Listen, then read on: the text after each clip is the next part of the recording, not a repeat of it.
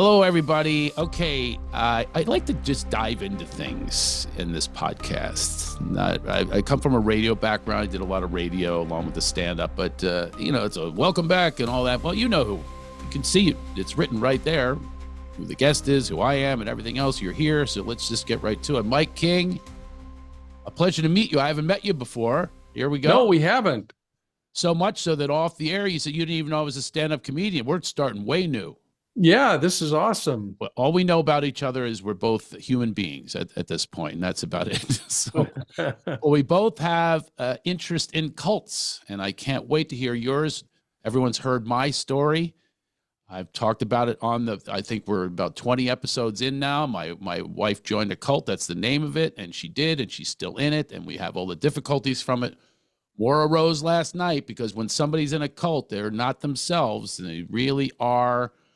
It's almost like possessed. That's what I can just attribute it to Anakin Skywalker from, if you don't want to use devils or demons, Anakin Skywalker had the dark side inside of him. He was this beautiful little kid in Star Wars, and he got taken over by resentment and pain and so forth, and he went to the dark side. And that's what I'm dealing with, and that's why I have you on the show today. Mike, welcome. Are you living together? Oh, God, no. This has been a couple years now. She actually blew the whole thing up by she joins this cult to get her sovereign freedom and get out of the golden cage. I had her in a golden cage and so forth. And then suddenly I came back from the road. She kidnapped the kids. She did that twice and removed all the money from the bank account that I put her on. And she changed the password and just one break of trust after the next. And that's the problem with people who are in cults. They can do anything and be okay with it. She did something yesterday. There's no consciousness, no awareness, kindness out the window, and it's just common sense even is gone. When you're following a cult leader, which she does, she followed that cult leader who did that to her husband and announced it, by the way, I had a one-night stand and all this kind of stuff and posing scantily clad, and now it's a whole sex cult that's going on. She's got a podcast about it with the leader, and now my kid's embarrassed by it. It's just one after another. And it all has to do with just being brainwashed. And I know you're very familiar with this. Yeah. So I hopefully I won't commandeer your podcast here, Craig, but I'm so intrigued by the methodology that was used to befriend her and pull her in to this specific cult. Was it a relationship that was longstanding and developed, or was she a convert to this person? So the person came along as multi-level marketing is always at the key to this. So, and I know that a lot of it has to do with where you are in Salt Lake City. There's a lot of multi-level marketing that comes out of there. You're familiar with that, with all the different. No, you're not? No, I mean, everywhere in the country, there are people multi-marketing, so I don't know that makes it anything specific for the Salt Lake area versus any other area. Well, it's known. It's not an accusation or anything. It's just known, but that's where most of the business is. Interesting. Yes, and I didn't know that either. I was involved in multi-level marketing with my wife at the time as well, and they happen to be based in Utah. There's reasons for it, taxes or whatever it is. They just happen to be from there, and all of their business. They've been about 8 businesses together, have all been based there. I think they're all pretty sure about that. But anyway, they got involved, and I was the one to introduce them because I'm really a big fan of her husband. I really liked him. I was in a movie with him and blah, blah, blah. And he's a director.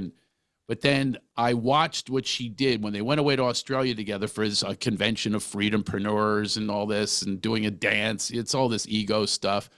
I watched what happened, and that woman announced on social media about her one-night stands, leaving her family and being, all this kind of like really sexual stuff, and she's scantily clad like she's going for OnlyFans. And this is a woman in her 50s, her low 50s, and that's who she goes for. That's her audience. She calls them mamas, and she gets these mamas to follow her, and they have listening parties. And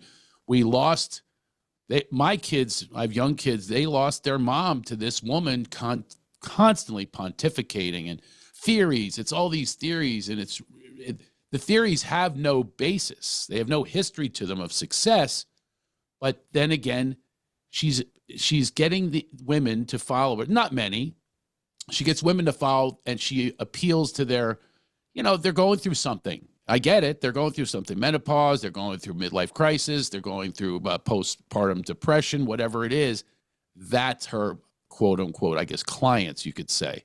And she's at the top of the list, you know, for multi-level marketing. It goes up to someone and she's it. And the programs change, and they were in another cult before this with this other woman who's doing the same sort of thing. And they go on Zoom calls and they listen to one another, and they just, what they're doing is they're just supporting these theories that are ever changing, and they praise one another. And that's the big thing, to the ego and so forth. So she left the marriage, blew the whole thing up. No reason, we weren't fighting. It's not like she was getting away from something. And although I read the other things that they write, they say she didn't leave that marriage with me. She escaped. That's what these women are saying. Yeah. Yeah. This is what they convinced themselves. It's, you know, toxic femininity, as much as they talk about men being toxic masculinity. Very far from my case. I'm a great father. And she actually writes to me, all these beautiful, you know, wonderful father and all, so supportive, loving. It doesn't matter, though, when they're in that programmed hypnosis, brainwashing, there's just nothing that's really even of honor. They don't have honor. They don't have integrity, and they betray at a moment's notice. And it's a little scary because my friend, it happened to him and his sister. She joined a cult and followed that leader into killing her kids. So it's, you know, I'm sorry to hear that, Craig. Yeah. So anyway, that's where we are now. The kids are, you know, we're seeing someone you know, for guidance who's really incredible. He's been so important to my life. He's actually even important to the children's lives from the very beginning. With me and my ex-wife, we're really solid. We had a really solid relationship going until this woman came along and just commandeered her entire soul. And that's where we are. So if that's the answer, I mean, you're asking the question because you just want to know more about where we are with this, and then offer your experience and so forth. Is that right? Well, yeah. I mean, I'm always intrigued more than even the ideology by the tactics that are used to recruit somebody. What brings them initially into the fold? Is it the like-minded ideologies, like you expressed your wife has the same kind of ideologies that this person had, and that they can feed off of each other? Or is it somebody who's giving something to someone who really is in a troubled situation? And, you know, if you think about Maslow's hierarchy of needs, we got to satisfy certain kinds of elements like physiological needs before we worry about these ideological self-achievement kinds of thoughts and processes. And so if someone is lacking in one particular area or another, I mean, often cults, especially those like I spent much of my career dealing with, look for people who are in a really challenging position, either financially or they're facing physical abuse at home, or they perceive that they are in a bad situation. And this cult offers them safety and food, covers those physiological and baseline needs.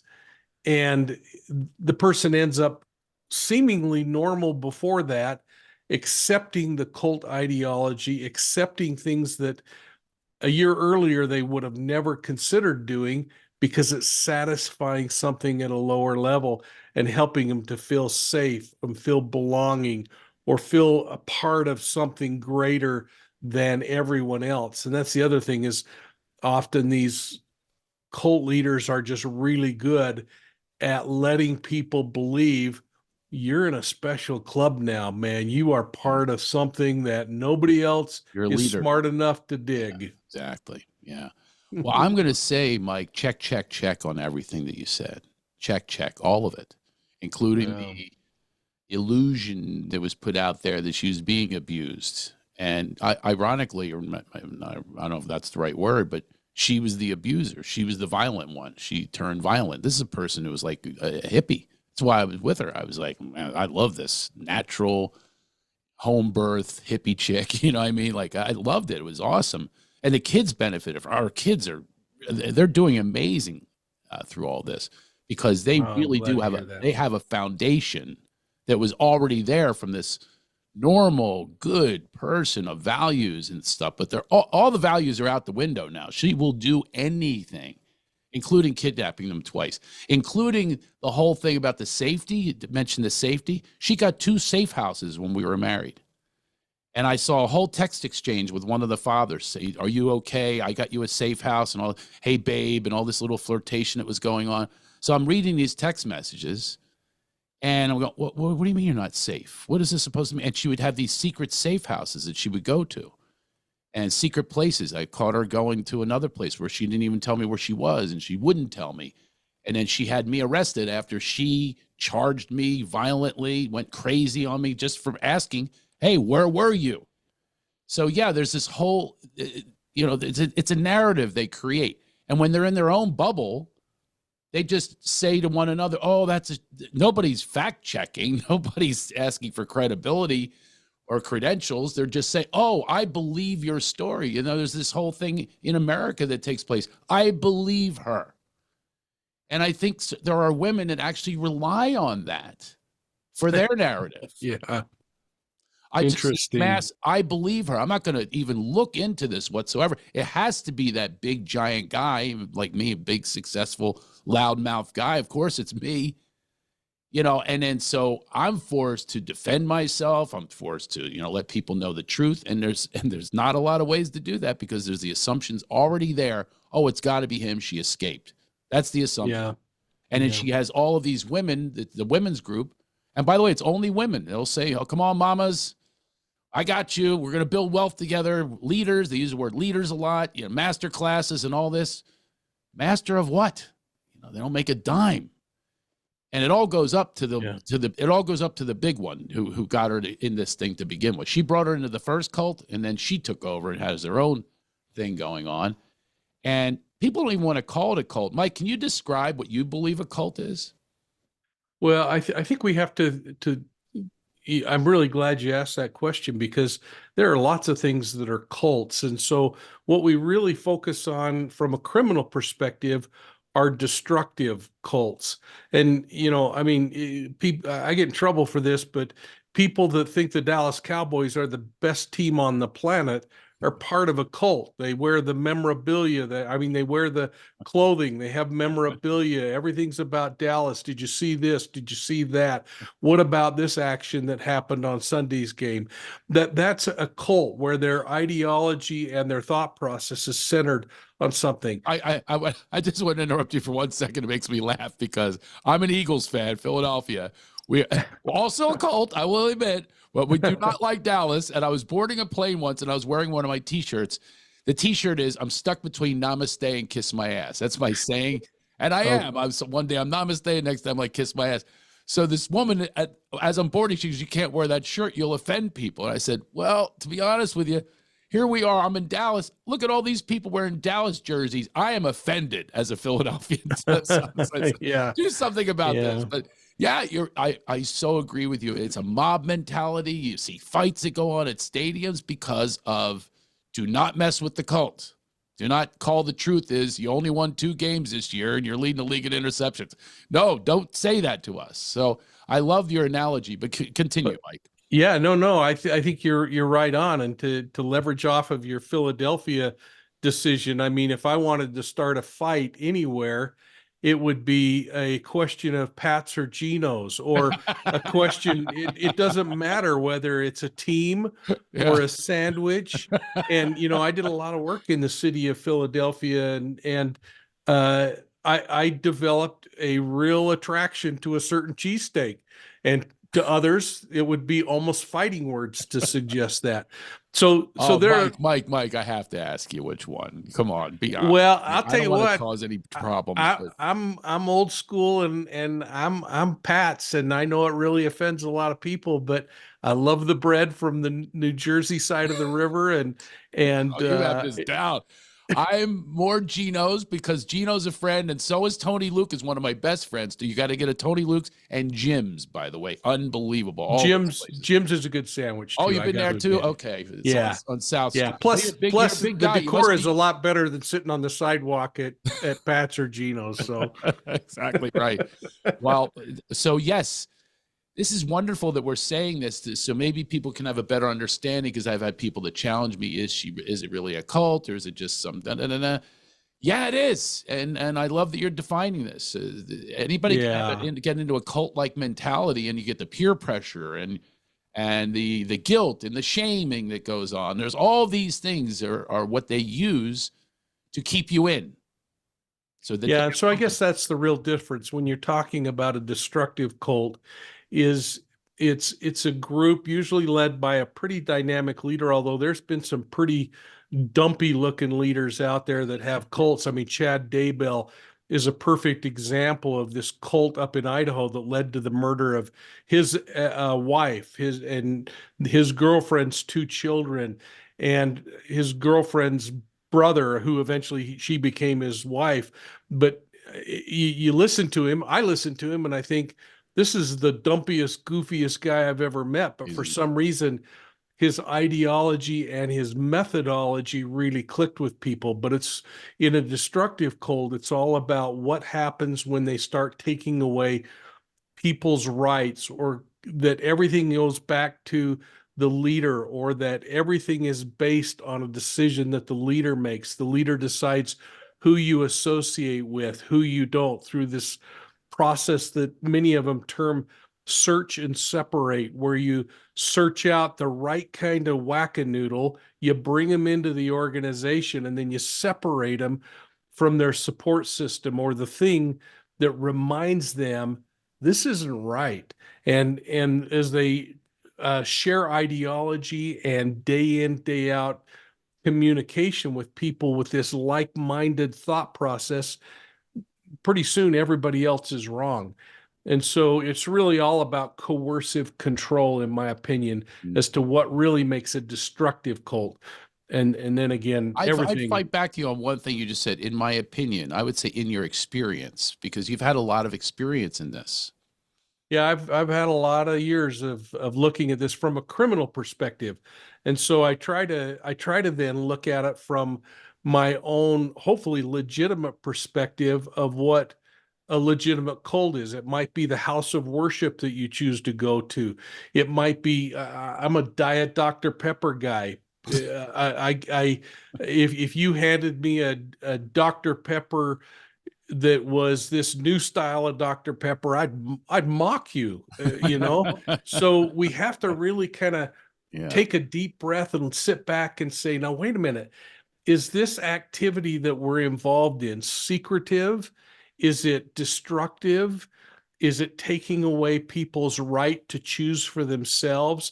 Do we have to control versus, hey, come back? That's what I think is so cool about organized, legitimate religions is there may be lots of goofy things about religions that people get hung up on about whether the belief system is one way or another. Yeah. But most of those legitimate religions allow people to come and go as they please. They are allowed to show up on Friday or Saturday or Sunday, whatever that day of worship is, and do their thing. And it's only a suggested amount of tithing or giving. It's not told that you must, here's your entry Correct. fee. It's really not there. It's really, so I can respect that, which is wonderful. Yeah. But so to me, those are the kind of the defining markers on whether something's destructive or not. And something I used to try to teach police officers all the time, especially when a case evolves from a cult into a criminal investigation, is that, you know, it really is important to focus on the elements of crime. Are they defrauding the government, like the polygamists in southern Utah that are using government and not paying taxes and getting all kinds of government support, not finishing their homes so that they can continue to be off the tax rolls rather than be taxpayers? Those kinds of things. If you're going to look at those from a criminal perspective, get rid of the goofiness of religion or the cult's belief system and focus on the violation of crimes, the violation of the law, those elements that are so important. Yeah. And not the fact that they hold their left earlobe when they pray. Yeah, exactly. That's almost like a distraction from what's really the core. The core of this is, where's the illegalities? Where are they hurting people? And Yeah. that's where I am with this. So I am really curious about my rights and what directions I can take, because some of the crimes, these are literal crimes. When I went on the road, we were married. We actually made a vow into a camera that said the house, when it sells, the house I bought before I knew her, when it sells, we're not going to touch the money. And not only did she touch the money, she changed the password. That's illegal, right? Changed the password, stole the money. Okay, that's just one of many, by the way. The violence, quite a few cases of violence. The kids witnessed it.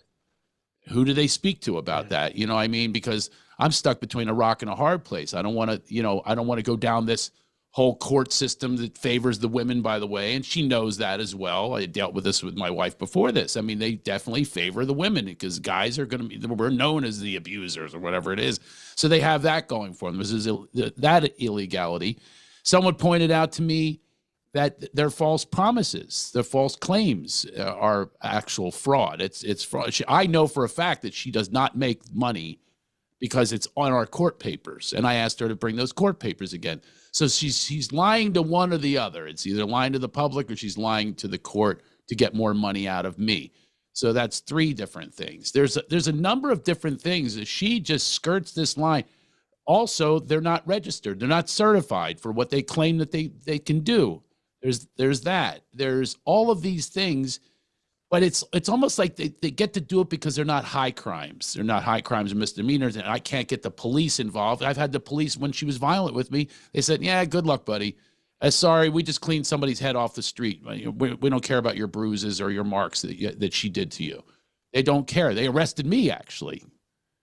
So for pushing her off. Well, those become really difficult challenges. Family law is a difficult area. Oh, yeah. But there are protections in place for both sides in family law. The secret is getting to an attorney early to establish that. And when you see things going south, try to put things in place to protect everyone. I don't know if it's against the law to change a password, but it certainly is against a lot of family law to take assets from the family unit and use those. So it really becomes kind of incumbent that in these kinds of investigations, law enforcement recognizes that there are violations of law that they can do something about. The fact that they allowed assaults to go on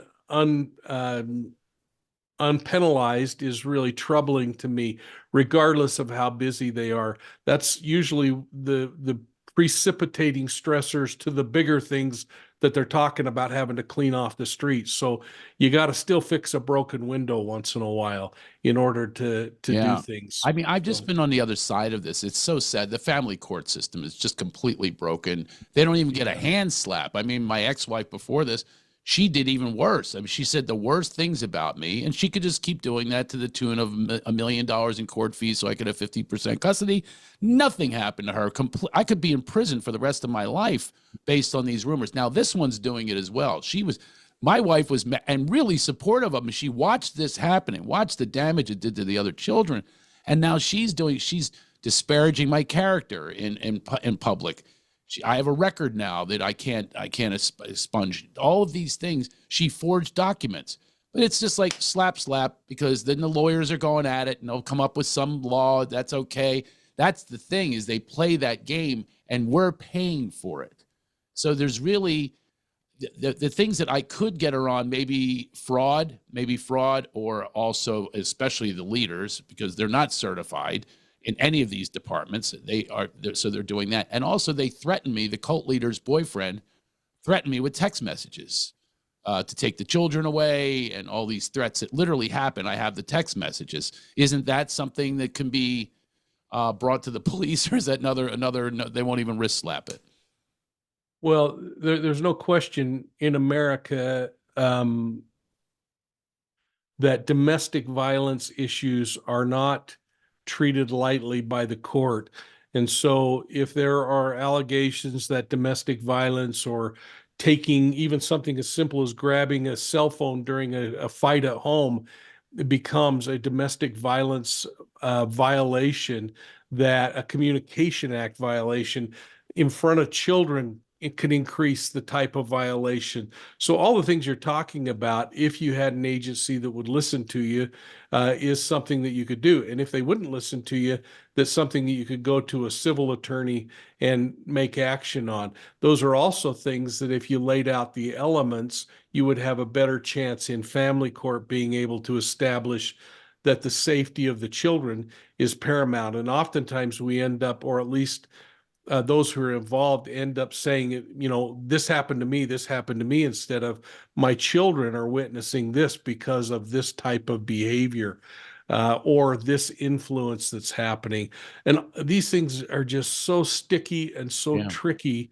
they are. There's not a blanket answer that fits There's all not of them. there's not really a formula for it, and they rely on that. These cult leaders and people in cults, they rely on tiptoeing around the law. They know what it's almost like they know what they can get away with, and they know what they can't get away with, and it's too much that they can get away with at this point. Because you're right. By the way, I'm guilty of one of the things you just named. That's crazy. So maybe I'm an abuser. I did take her phone.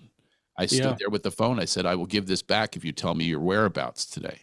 yeah, And yeah. I mean, it apparently that happens. It happens both ways, Craig. yeah. So apparently, and apparently that was illegal what I was doing. But sometimes, in my case, I just don't know what else to do. Sometimes I Yeah. really don't. That's usually what leads to domestic violence crime, is this peak of frustration where people just react. And it's unfortunate that we can't get intervention or separation earlier in the game, because something I say on my channel all the time is it doesn't get better on its own. It, Well, it just doesn't happen. you're right, and that's that. I am really stuck in this place.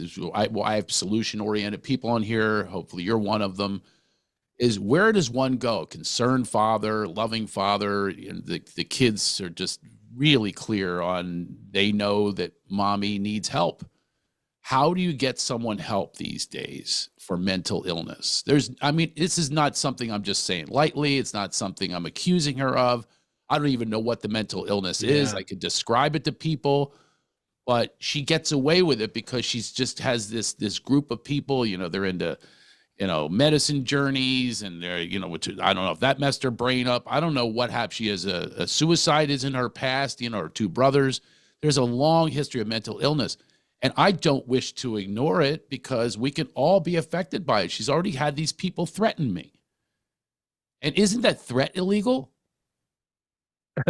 Well, depending on the type of threat, saying I don't like you obviously isn't as bad as No, I'm saying going to take your I'm going to come kids. over and shoot you in the forehead. Well, he said, So, I'm going to take your kids from you, and I have enough evidence on you to do that. And so yeah, I personally I wouldn't classify that as a threat of there you go. a See, I got crime. nothing to go on. Yeah, that's like me saying, I'm going to tear your middleman poster off the wall. It's like, okay, if you tear it off the wall, then I got a crime. But it's a pretty smoky area that you're stepping into there. And that's the real frightening part about these kinds of things. And oftentimes my experience back on the issue of cults is that um, the rhetoric starts at the top, but it's usually acted out by somebody that's an underling in the organization. And so I always, while I really focus on a leader of a cult, for instance, and the ideology they're espousing, I really worry more about the person that's going to prove their allegiance to the cult leader by acting out something or showing I'm going to come through and be the guy that saves the day for you. And so, you worry about that. I'm looking, I was reading last night an indictment in Utah of a California couple who were going through a custody battle. She figured out, according to all media reports, that she couldn't just take the kids and move to another state. And so the answer, it appears by the evidence that's unfolding, is that she and her mother and her brother concocted a scheme to murder the husband, which they did. And it all started with these little goofy ideas of how to solve a problem and then escalate. And you worry Yeah. about that when people get together again with, and I use the term probably way too much, but with a like-minded ideology. Let's solve a Yeah. problem this way. And you think back when you were a kid in junior high school, you acted the same way. You get with your buddies and it's a Friday night and you start scheming, and pretty soon you act out what you've been fantasizing about in your Right. mind. Now, how do I protect my family? Because it's exactly where it's headed. She's already, we're all, the kids are in fear. She's going to move to Colorado where her new boyfriend is. And then they have a podcast, by the way, which embarrasses our children about sadomasochism and being beaten, for pleasure. This is what she does. She's in the cult has sex involved with it, amount of orgasms. They're bragging about their orgasms like little children, her and her leader. And that's emotional distress on the children. But again, it's like they walk the line to the point where there's nothing I can do about it. I just keep looking for somebody, give me a solution. Is there a lawsuit that I can do? I mean, certainly I've lost tons of money. They stole money, and that's not the only, the house money is just the tip of the iceberg on the money they took to put into these multi-level marketing businesses. And yet she's Yeah, when the children are being impacted, that's usually a place where my recommendation would be get a child and family psychologist who can testify to the detrimental nature of that relationship and influence, and be able to go into the court and say, look, we recognize there might have to be visitation or other kinds of things, but it needs to be monitored because I fear for the safety of our right, children or right. whatever. And again, I mean, I stay to the Holiday Inn when it comes to psychology. So all I know is what I read and what I've learned over the years working with experts who are in that field.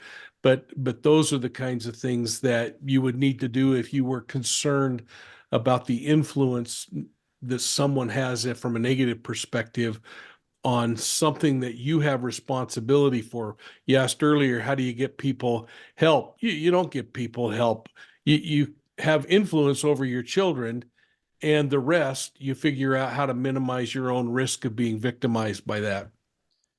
Yeah, man. This is just I keep looking for, somebody to come up with the magic bullet. I don't want to use the word bullet because I have no idea what's in store. Here's the thing that I have found out. My friend whose sister was in a cult and, killed her husband first and then her kids, Lori Vallow. It's a classic. It's a case that a lot of people are familiar with. There's no one who's thinking a person is capable of those things. That's the problem. I talked to my son this morning about some things, and he completely, no, she couldn't do that. Well, you would say that about all of the stuff that she's done. She couldn't have done that. So what's next? What's the next thing the stunt that she's going to pull? I have no idea. I live in fear. I hear a knock at the door, and I'm scared it's going to be child services. She had me reported to child services by the therapist, that she went in there and said, look, here's a video of him talking. It was like he endangered them because I was talking while I was driving. I mean, this is how far people can go, especially against men. I was talking. I wasn't even on the I wasn't holding the camera. My son was holding the camera, and I was talking while I was driving. They used that to say, okay, we're going to investigate you because you're endangering the children. She went to their therapist to report that. And that's the kind of thing that a woman can do. A man can't do that. See, here I have all this evidence of blood, literally. She's drawn blood with me. She's hurt me. She's in front of the kids. They're the witnesses. There's nothing I can do. I don't know who to turn to. I don't know who to go to say, got to stop this now before it gets worse, before these threats get worse, before they carry out those threats of taking the children. I just don't know. I thought that might be illegal because they're doing that on a text message. I thought there would be some, but I don't know. You're the criminal expert. It doesn't sound like I have anything to go on. But keep in mind, I mean, police officers, we have a pretty simple job. We know the law, and we know what the boundaries are to be able to say, I think there's enough to send this to a prosecutor who then determines if they can actually be prosecuted for that. And so you have to kind of look at these situations and recognize, cops, it's such an intriguing profession. I mean, I used to just laugh because to go through a police academy, you might spend 4 to 6 months in a police academy, and then you're sent out on the road, and you're expected to make life and death decisions. You're packing a firearm, and I used to laugh because I had a friend who he was my SWAT sergeant, and I was one of his SWAT officers. He was also a barber, and he actually went through more annual training to become a barber and maintain his to become, and then annually to maintain his barber license than I did to pack a weapon and potentially take someone's life. Yeah, and you're not taught mental health is not also it's not dealt with enough. No, You have to you're make a jack of all trades, and yeah. all you are is, in some cases, it's a car full of two knuckle draggers that do nothing but solve problems on a graveyard shift, and on a day shift, it's a guy who's pretty good with politics to sit down and say, "Let's work through this." I Yeah. mean, it's an ugly and incredibly necessary profession that is filled with people who are passionate enough about doing the right thing that they're willing to walk into some pretty ugly situations with Yeah, a minimal amount of training. but we can also mitigate some of that fear that's going on or whatever it is if you have the skills that are taught. So my theory is give a ton of money to law enforcement, a ton of money, where the best of the best want to do something like that. They want to take those risks because there is somewhat of a reward, of a financial reward at the end.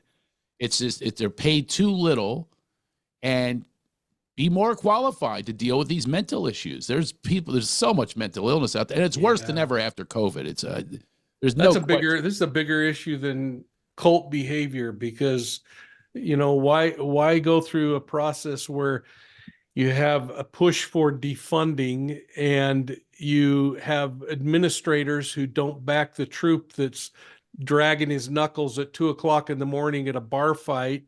um, there are a lot of things that are causing law enforcement to deteriorate, and most of it has to do with the lack of support from the citizens that are going to make that phone call for a cop at the last moment when they've given up hope on everything else, Yeah. and the administrations who should be protecting those officers.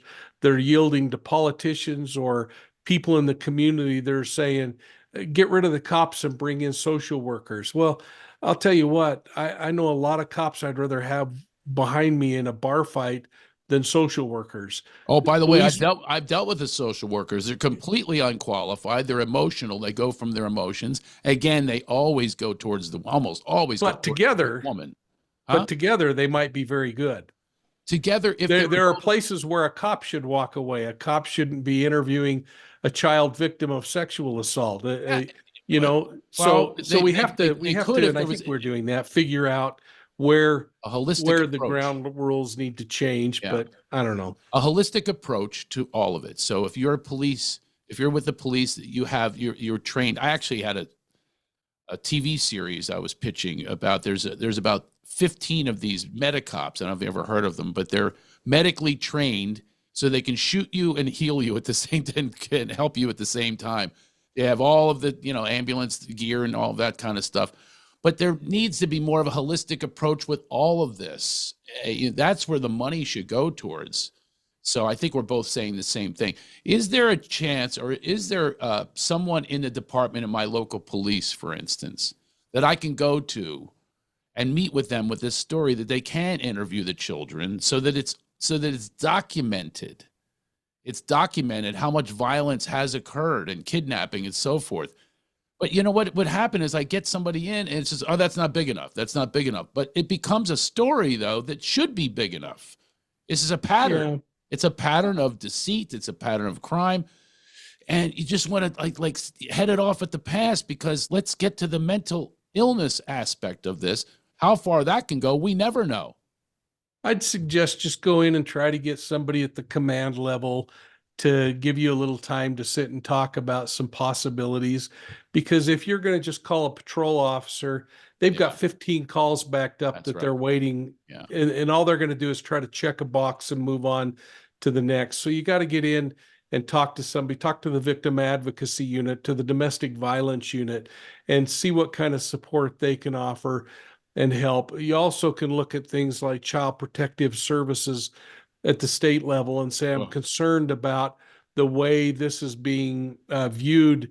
And I want to know what I can do, what I should have my children looking for. Or you may end up looking at your own choice of a family mental health provider, that can sit down and say, let's see what we can do to map out. Because having them in your quiver as you walk into the police department might be helpful too. Is I've got Dr. So and so here that's concerned about the health of my children, or whatever the case may be. yeah. So Well, the I don't know. mandated reporters. The problem is the mandated reporters. They're not clear. They take a side without looking at it. I mean, it's just I've just been through this mess, and it is a mess. A solution-oriented guy. Mike, I come from nothing. I mean, I come from poverty, no father, and all that. A bit of a criminal myself. And I love being on the other side of it. I love being sober. I love being an active member of the community. I'm supportive, loving. I'm so happy to have been to this place. And yet I'm still dealing with other criminals and things, so it's just a tough situation. And what I keep hearing is there's really not that many solutions out there, because people are, like you just said, they're busy doing other things that are much more important, that are, really life and death kind of things. Well, I'm not going to deal with you and your scratches. That's what the cops were basically telling me. You get some scratches. We deal with. Yeah, and I don't know if that's the case everywhere, Craig, or if it's maybe your own experience. And again, I can't nor do I want to defend any of that. I can say that in my career, when we looked at cult crimes and closed societies, which I called them in the state of Utah. I mean, we did so with a bucket load of money and support of the legislature to go after and try to figure out and minimize the suffering that children and some adults were facing in these cult situations. When we investigated the Zion Society case and broke that up, it was based on a prosecutor who said, we are not going to risk children being abused and not fully tear this thing apart, no matter how ugly or how hard it is. Mhm. So my experience would suggest that law enforcement will step up and will do those things, but you can't necessarily go in with a text message that says, I'm going to take your kids away from you and make your life miserable. It's got to be something where there's really an investigation that unveils and uncovers the violation of criminal elements of crime. And that's why, again, I always went back to teaching this in law enforcement circles, that don't talk about the goofiness of whatever the organization is or even your relationship. Focus on the violation of crimes, the elements of crime, because in the end, that's really what a prosecutor's interested in: is here's the law and here's the violation. I can reach that and get a conviction. Is there such a thing as a crime against the children for their emotions? You know what I'm saying? Like what you're doing to them emotionally. For instance, I would say get with that domestic violence unit, get with Child Protective Services, because they're the experts on that, not some goofy guy from Utah. right. Yeah. Well, it's just I'm looking for the alternatives to Yeah. the text message exchanges that I have with her, and I'm guilty of it. I mean, I try my best to say, bring some logic and reason to it. And this is not good for the children. She told the kids that I don't pay support, and that she could have me arrested. This is just, it's an emotional damage that's done to the two beautiful children. They're the most amazing kids. And I even have two other kids. They really are so resilient. And I just don't know what the options are to give them a better life, because she really did just took their lives and put a bomb into it for no reason except for following this cult leader, who's also her son. The cult leader's son didn't speak to her for a whole year. You know, these are people that literally had a program called, oh God, what was it called? They had a whole program on parenting, literally like a program on parenting, and they're just lousy parents because of the way they treat the father. You don't respect the father and keep a family unit together as best you can, you're not a good parent. That's the most concentrated thing, is what's the family about. So they have, oh God, I can't believe I'm blanking on, mommy minutes. That's what they call it. Mommy minutes. As if it's just the mommies who are in charge of the children. That's the whole narrative that they're putting out there. So then the guys get to be the abusers, and any objections and you're abusive, and they'll run down that road. Is it not a crime though? The false allegations, is that not a crime? Well, I mean, there's a lot of devil in the details. So it really isn't a place where I should be responding one way or another. Yes, to fabricate things is at least civilly a defamatory move. But again, it's all about elements, and that with you can't just pick one and say, there you go. It's got to be an orchestrated investigation to solve a problem like this. And can one walk into child services, or do you have to have the mandated reporter? Oh no, I would suggest call them. I mean, they're a tax-funded entity, and tell them you need some time to talk with them. Yeah, I dealt with them before, and not a good experience. Really, really unqualified social workers. Another thing you should put more money into. I'm going to run for president. Yeah, I can't even begin to evaluate whether they're good or bad. I know that those that I worked with, I thought were very, very good. Oh, that's good. Maybe I should move to Utah to have all of this take place, or somewhere besides California where I live. And it's just amazing to me what happens. Well, Mike, it was a real pleasure hanging with you. Maybe I gave you a little bit of education, at least to go where to get a cheesesteak. Try Tony Luke's. Go to Philadelphia again. Tony Luke's is amazing. It's just, they do it a different way there. It's bread, not rolls. If that's the difference. They make bread, not rolls. And I think that's one of the big well, I'll have to try that. They bake the bread right there. Oh boy, is it good. Yeah, I don't know that that's the one thing I do like about the Oliveries. They go across the river and get that. For some reason, I've always liked that New Jersey bread. All the bread back there is just, the water's different. That's why they could never have good cheesesteaks in Utah or even California. It just can't be the same because of the water. I think that's the theory. Well, maybe so. Although the only thing I would say is there are a lot more chemicals in your water there than in Utah. So I don't know. Maybe that's the case. That's the secret. And maybe there's putting something in there. There's a chemical in it that's addictive. And you're talking, and I'm having flashbacks of recently helping recover a dead body out of the Delaware. So, there's a lot of chemicals there. I don't care to have in my bread. Well, maybe the water killed them. Who the hell knows what's going on? My theory is the girl, not to take this to a completely different direction. I think Girl Scout cookies are laced with something. I can roll through a sleeve of those. Yeah, they are addicting, aren't they? Man, they come to my door. It's like the little dealers are there, these little Girl Scouts. But anyway, Mike, a real pleasure. And thank you for joining us on My Wife Joined a Cult. And how do we find you, by the way? How do we? So if anyone wants my book Deceived, which is a review of the Zion Society cult, where I talk about we acknowledge the fact that children were abused, and there were more than 4,000 rapes of children in this cult by the time we arrested and put in prison the 12 people that we were able to get into prison. But Deceived is available on Amazon, or you could just go to profilingevil.com and get it there. If you buy it through the website, I am able to personalize it. And the good news is all of the proceeds that we're getting from Deceived, we're putting toward a new children's advocacy center, which is a place where children can be physically and forensically examined prior to the court process. So they come in the door pretty broken and busted.